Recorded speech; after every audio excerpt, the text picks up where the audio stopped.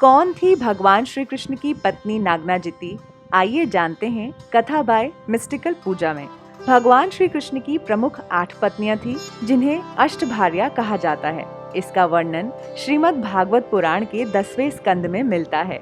भगवान श्री कृष्ण की 5वीं पत्नी थी नागनाजिती, जिसे सत्या के नाम से भी जाना जाता है। उसके पिता नागनजित कौशल के राजा थे, जिनकी राजधानी अयोध्या थी।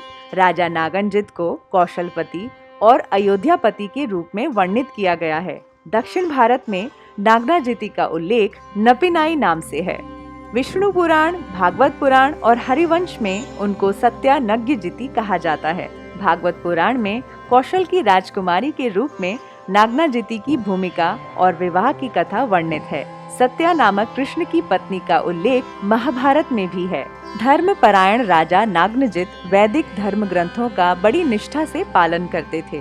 उन्होंने नागनाजिती के विवाह के लिए शर्त रखी थी कि उसका पति वही होगा जो युद्ध में उसके 7 क्रूर बैलों को हराकर उसकी पुत्री को जीत ले। जब कृष्ण को चुनौती का पता चला, वो दरबार में नागनजित के पास पहुँचे तो राजा अपने सिंहासन से उठे और कृष्ण को सम्मानित किया और कौशल में उनका गर्मजोशी से स्वागत भी किया।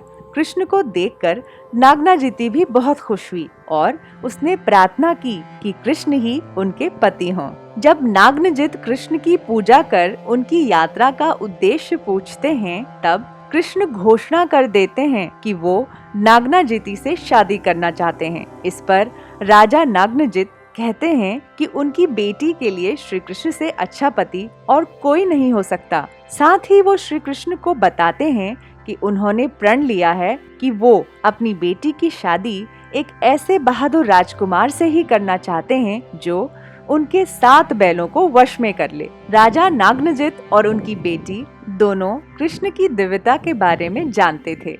राजा ने कृष्ण की वीरता की प्रशंसा की और उनसे कहा कि वो उन 7 बैलों को आसानी से वश में कर सकते हैं। राजा की बात सुनकर कृष्ण ने सत्या के पिता द्वारा व्यवस्थित स्वयंवर में प्रतिस्पर्धा के उद्देश्य से 7 रूपों में विस्तार कर अखाड़े में प्रवेश किया और आसानी से सांडों के झुंड को घेर लिया। कृष्ण स्थापित नियमों के अनुसार उन 7 क्रूर बैलों को अपने नियंत्रण में कर लेते हैं और प्रत्येक बैल के नाक में नकेल डालकर सत्या को जीत लेते हैं। राजा नागनजित इस परिणाम से बहुत खुश थे और उनकी बेटी भी कृष्ण को अपने पति के रूप में पाकर अत्यंत प्रसन्न थी। शादी धूमधाम से हुई। राजा नागनजित ने 10,000 गायों, 9,000 हाथियों, 9 लाख रथों, 9 करोड़ पुरुष सेवक व 90 करोड़ सैनिकों को श्री कृष्ण को भेंट में दिया।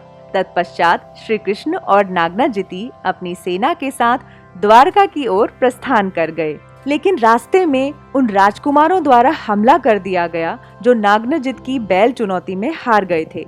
कृष्ण की सेना उनके यादव कबीले के योद्धाओं और उनके दोस्त अर्जुन ने ईर्ष्यालु और हठी राजकुमारों को हराया और उनका पीछा कर उन्हें खदेड़ दिया। फिर पूरे वैभव के साथ कृष्ण ने अपनी पत्नी नागनाजिती के साथ द्वारका में प्रवेश किया और सुख से रहने लगे। ऐसी ही रोचक कथाएं सुनने के लिए सब्सक्राइब करें मेरा चैनल मिस्टिकल पूजा, लाइक करें, अपने कमेंट्स लिखें और अगली कथा के नोटिफिकेशन के लिए बेल आइकन पे क्लिक करना ना भूलें। मिलते हैं मिस्टिकल पूजा हिंदी पॉडकास्ट की अगली कथा में। नमस्कार।